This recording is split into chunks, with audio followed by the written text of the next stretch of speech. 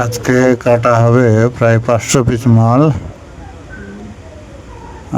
মালগুলো কাটা হয়েছে অনেকগুলাই, ভাঁজ করে রেখে এগুলোকে প্রিন্টের জন্য পাঠানো হবে স্ক্রিন প্রিন্টে। দেখি মালগুলো দেখতে গোছগাছ করার পরে বস্তায় ভরে নিতে হবে।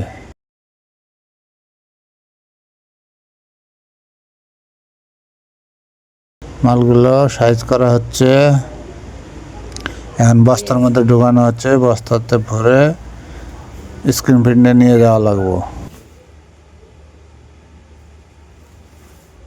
ব্যস্ত সময় পার হচ্ছে।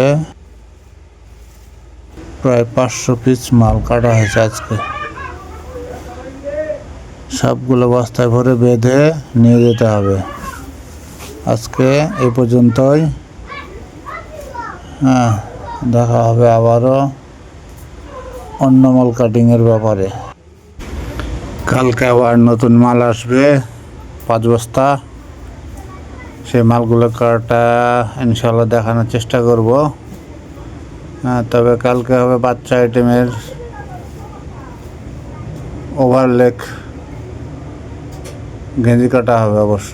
দেখা যাক কালকে মালগুলো আসলে ইনশাল্লাহ আবার নতুনভাবে আপনাদের সামনে হাজির হব।